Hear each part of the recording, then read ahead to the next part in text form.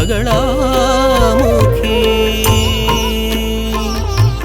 మంగళరూపిణి బగళాముఖి మంగళకారణి బగళాముఖి మంగళదాయని బగళాముఖి మంగళం మంగళం బగళాముఖి. జై జగన్మాత దేవి బగళాముఖి. ఓం హ్రీం బగళాముఖి సర్వదుష్టానాం వాచం ముఖం పథం స్తంభయ జిహ్వాంకీలయ బుద్ధిం వినాశయ హ్రీం ఓం స్వాహ. ఓం హ్రీం బగళాముఖి సర్వదుష్టానాం వాచం ముఖం పథం స్తంభయ జిహ్వాంకీలయ బుద్ధిం వినాశయ హ్రీం ఓం స్వాహ. ఓం హ్రీం బగళాముఖి సర్వదుష్టానాం వాచం ముఖం పథం స్తంభయ జిహ్వాంకీలయ బుద్ధిం వినాశయ హ్రీం ఓం స్వాహ.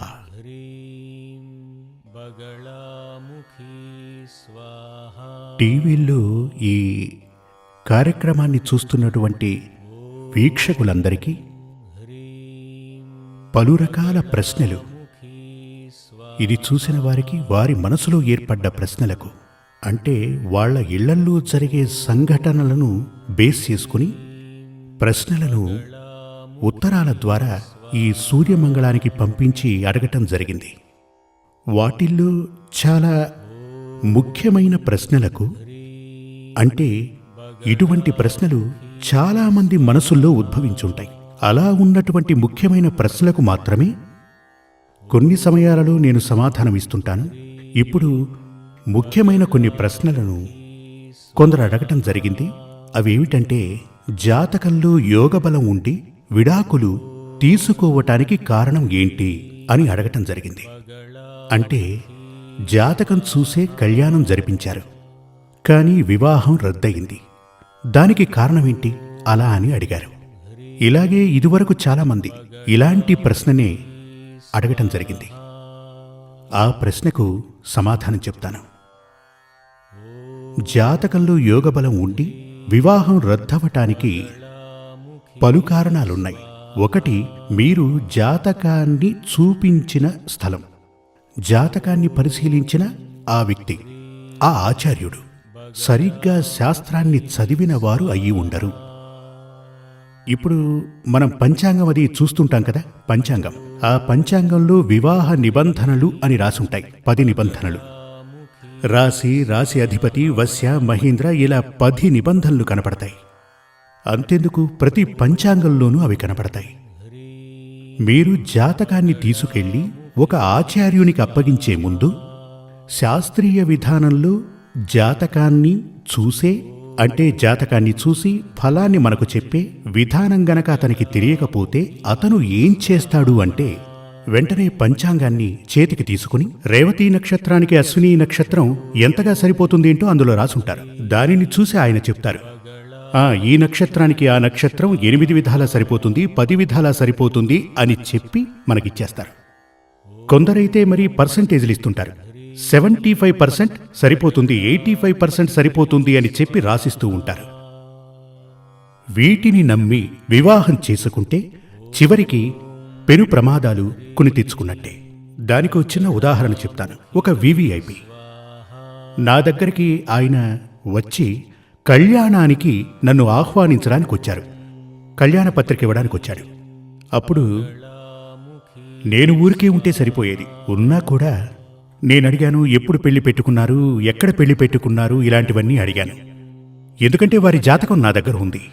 కానీ వివాహాన్ని ఫిక్స్ చేసిన కాలం, సమయం, ఆ వరుడి యొక్క జాతకాన్ని నేనెప్పుడూ చూడలేదు. అమ్మాయి జాతకం ఎలాగూ నా దగ్గరే ఉంది. మీ అమ్మాయికి పెళ్లి ఘడియలు రాలేదు, మరెందుకు వివాహం చేస్తున్నారు అని అడిగాను. ఎందుకంటే చాలా కాలం తరువాత నేను ఆయన్ని కలిశాను.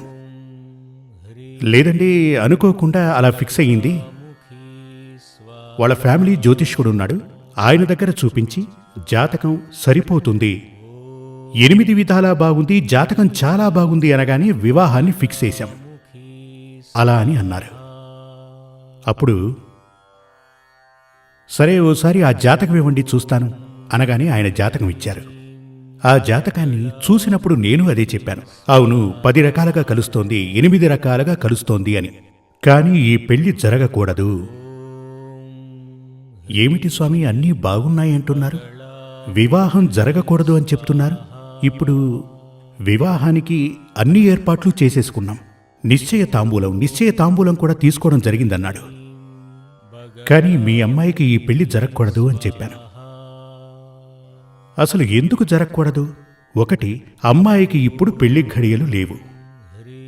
ఇప్పుడు తన జాతకం ప్రకారం తాత్కాలికమైన సంబంధమే ఏర్పడుతుంది. కళ్యాణ ఘడియ లేదు. కాబట్టి ఇప్పుడు కళ్యాణం జరపకండి.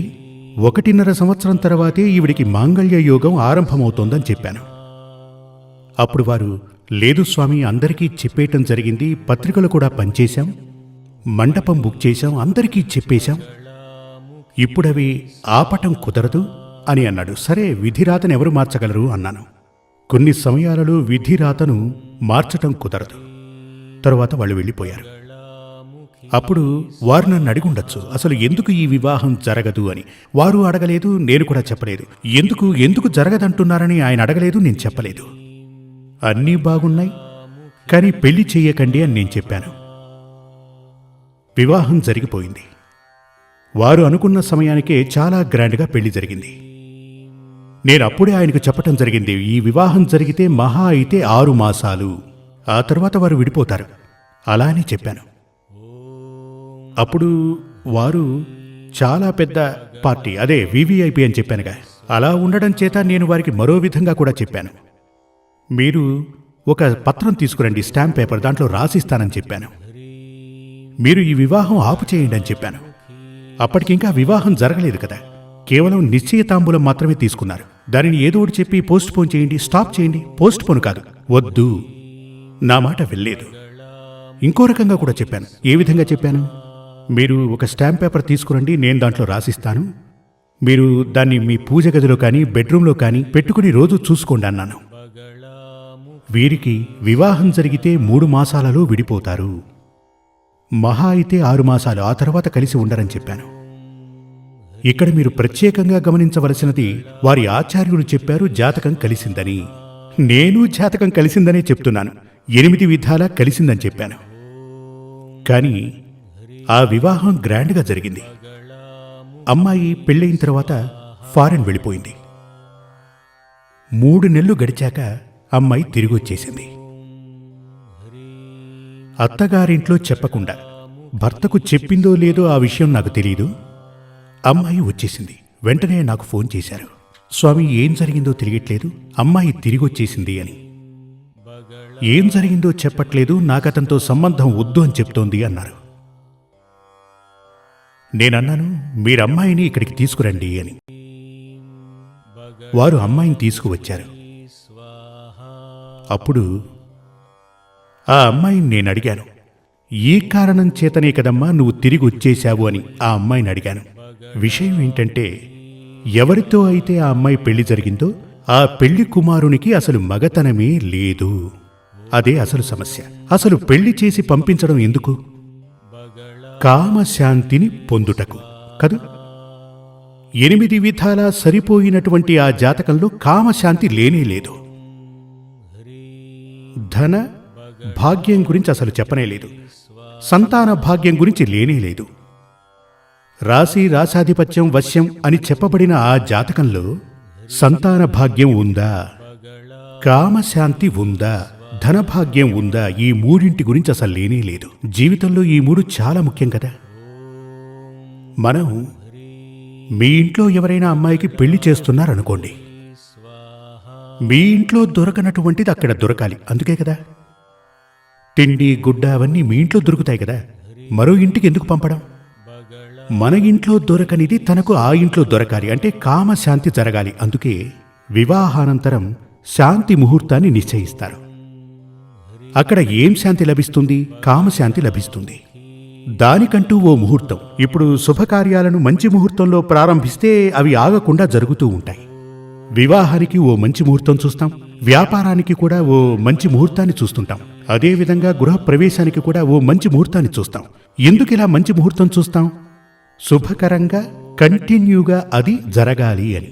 అందుచేతనే కామశాంతి జరగాలి, అది చాలా ముఖ్యమైన విషయమే. అందుచేతనే వివాహం తరువాత శాంతి ముహూర్తం, కామశాంతి ముహూర్తం అదే దాని అసలు పేరు. ఇప్పుడు పెళ్లి జరిగిన తరువాత, అంటే జాతకాలు చూసి మరీ పెళ్లి చేసిన తరువాత విడాకులు తీసుకోవటానికి ముఖ్యమైన కారణం ఏంటంటే, ఒకటి, అక్కడ తనకు కామశాంతి దొరకటం లేదు.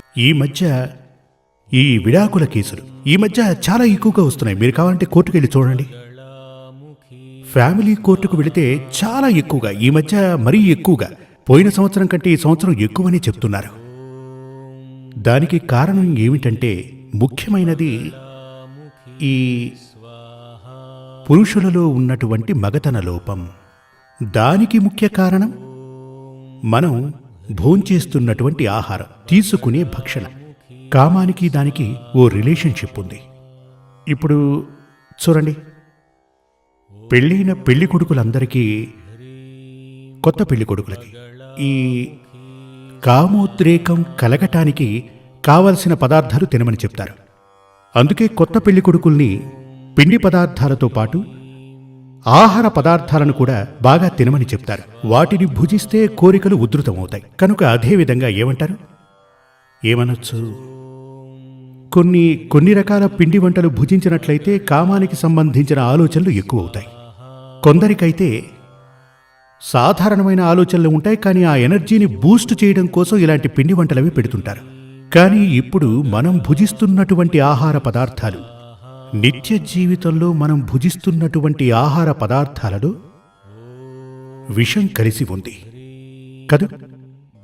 మన ఆహార పదార్థాలలో, దుకాణం నుంచి కొనే వస్తువుల్లో చాలా విషం ఉంది. ఆహార రూపేణా మనం డైలీ విషాన్ని తింటూ ఉంటాం.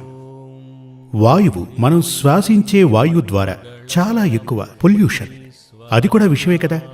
తాగే నీరు, ఇటువంటి విషాలన్నీ శరీరంలోనికి వెళ్లటం చేత మనిషిలో ఆ పవర్, సెక్సువల్ పవర్ నెమ్మదిగా అలా తగ్గిపోతూ ఉంటుంది. అందుచేతనే రకరకాల చికిత్సలు, మీరు పేపర్లో చూస్తే రకరకాల యాడ్స్ అవి వస్తుంటాయి. అప్పుడు మగతనం తక్కువగా ఉండటం మొదటిది అయితే, ఇక రెండవది, ఈ మెటీరియల్ లైఫ్లో చాలా ఫాస్ట్గా పరిగెడుతున్నాడు మనిషి. ఇతను బయటకు వెళ్ళి ఓవర్ టెన్షన్ అతనికి ఉంటుంది, ఉద్యోగపరమైనది. సంపాదించాలి అనే ఆ ఆవేశం మనిషిలో ఎక్కువగా ఉంటుంది. తను టెన్షన్తోనే ఇంటికొస్తాడు.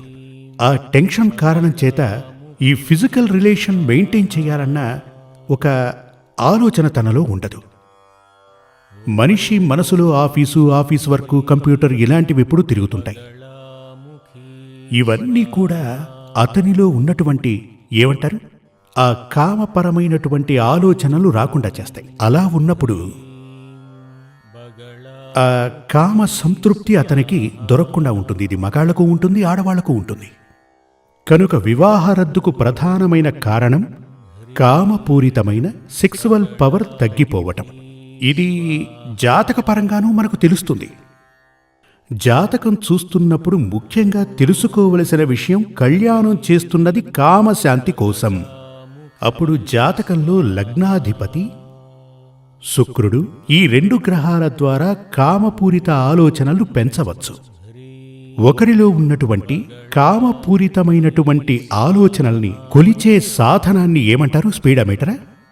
దానిని కొలిచే గ్రహమే శుక్రుడు, జాతకంలో ఉన్నటువంటి శుక్రుడు.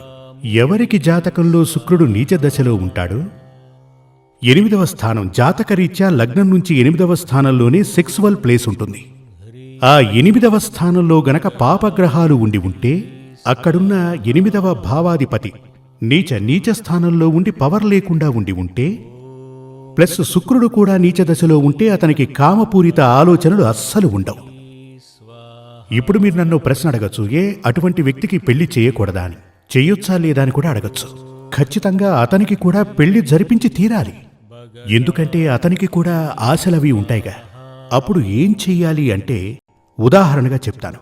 100% వోల్టేజ్ ఉన్నటువంటి ఒక స్త్రీ, లేడీ, తనకు 100% సెక్సువల్ పవర్ ఉంది అనుకోండి. తనకన్నా 100% ఎక్కువగా ఉన్నటువంటి పురుషునితోనే వివాహం జరిపించాలి. ఎప్పుడూ కూడా స్త్రీ కన్నా కామపూరిత ఆలోచనలు ఎక్కువగా ఉన్న పురుషుని జాతకంతో జత చేస్తేనే అక్కడ సంపూర్ణంగా సెక్సువల్ లైఫ్, దాంపత్య జీవితం సంతోషకరంగా ఉంటుంది. వివాహం చేయటానికి జాగ్రత్తగా గమనించాల్సింది ఇదే. ఇదివరకే చెప్పాను, జాతకంలో క్షుణ్ణంగా పరిశీలించవలసినది కామశాంతి, ధనప్రాప్తి, అదేవిధంగా సంతానం. ఈ మూడు చెప్పాలంటే నక్షత్రాలు అవి చూసే వారికి పెళ్లి ఫిక్స్ చేస్తూ ఉంటారు, అందులో అవి తెలియవు. ఇవి జాతకరీత్యా ఆ గదులవి చూస్తేనే క్షుణ్ణంగా తెలుస్తుంది. స్త్రీ జాతకం ప్రకారం, పురుష జాతకం ప్రకారం ఆ ప్లానెటరీ పొజిషన్, గ్రహాల స్థానం క్షుణ్ణంగా పరిశీలించి వాటి ద్వారానే జాతకంలోని పొంతనలు అన్వేషించాలి. అలా గనక పొంతన చూసినట్లయితే ముందుగా చూడవలసింది కామశాంతి సంపూర్ణంగా లభిస్తుందా. ఇక రెండవది సంతాన భాగ్యం, ఆ పైన ధనభాగ్య సిద్ధి. ఇప్పుడు ఏ విధంగా కామశాంతి తనకు లభించినా, సంతాన యోగం ఉన్నా, ధనభాగ్య యోగం తనకు లేకపోతే కొందరంటారు ఇక చాలే పోవయ్యా అని. కదా, ఈ కాలంలో ధనం ముఖ్యం కదా. మీకు సంతోషం ఉంది, సంతానం ఉంది, అన్నీ ఉన్నాయి. కానీ ధనం లేకపోతే ఎలా బ్రతకగలరు? ధనం ఎలా వస్తుంది? భర్తే సంపాదించి తీసుకురావాలి కదా. కొందరైతే చాలా సంతోషంగా ఉంటారు వివాహానికి ముందు, వ్యాపారం చేసుకుంటూ ఉంటారు, చాలా గొప్పగా బ్రతుకుతుంటారు, సకల సౌభాగ్యాలు కలిగి ఉంటారు. కానీ వారికి వివాహం జరిగాక బెలూన్ని, గాలి ఊదిన బెలూన్ని సూదితో గుచ్చితే తుస్సన్నట్టు అతని ధనభాగ్య యోగం మాయమవుతుంది. దీనికి కారణం ఏంటంటే దరిద్రయోగం ఉన్నటువంటి అమ్మాయి జాతకం కలవటమే. జీవితమని చెప్పబడినది ఓ కుటుంబం. భార్య, భర్త వీళ్ళు కలిశాక వారికి సంతాన ప్రాప్తి కలగటం, వీరందరూ ఉండటమే కుటుంబమని చెప్తుంటారు.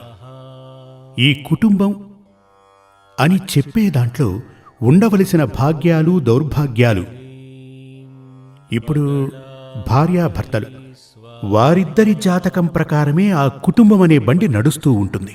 ఇక వివాహం జరిపించేది సంతోషంగా బ్రతకడానికి. అక్కడ సంతాన భాగ్యం ఉండాలి, ధనభాగ్యం ఉండాలి, ముఖ్యంగా కామశాంతి ఉండాలి. కామపు ఆలోచన ఇచ్చింది ఈశ్వరుడే. కామం మనుషులకే కాదు జంతువుల్లోనూ ఉంటుంది, అది లేకపోతే సృష్టే లేదు. లోపం కామశాంతి లేకపోవడం, కాని అది సంతోషకరంగా ఉండి తీరాలి. జై జగత్మాతాదేవి బగళాముఖి. నేను చెప్పేది మీకు అర్థం కావాలి. అర్థం కావటానికి ఆ తల్లి మీకు జ్ఞానం ఇవ్వాలి. శ్రీ సూర్యమంగళం అద్వైత వేద విద్యాపీఠంలో తాంత్రిక పూజల్లో సిద్ధహస్తులైన ఎందరో ఆచార్యులు అమావాస్య, పౌర్ణమి రోజుల్లో ప్రత్యేక యాగాలు నిర్వహిస్తారు. ఈ యాగాల్లో పాల్గొనడం ద్వారా తల్లి శ్రీ బగళాముఖీదేవి అనుగ్రహం వల్ల సర్వదోషాలూ పోయి సకల సౌభాగ్యాలు మనకు కలుగుతాయి. శ్రీ సూర్యమంగళం అద్వైత వేద విద్యాపీఠం జ్యోతిష్యం, ప్రశ్నలు, వాస్తు, తాంత్రిక పూజలు మరియు వేదయాగాలు నిర్వహిస్తారు. సంప్రదించవలసిన నంబర్ 7305442299 7305442299. చెన్నై, కోయంబత్తూర్, బెంగళూరు, హైదరాబాద్, విజయవాడ, ఢిల్లీ, ముంబై, తిరునల్వేలి, టెక్సాస్.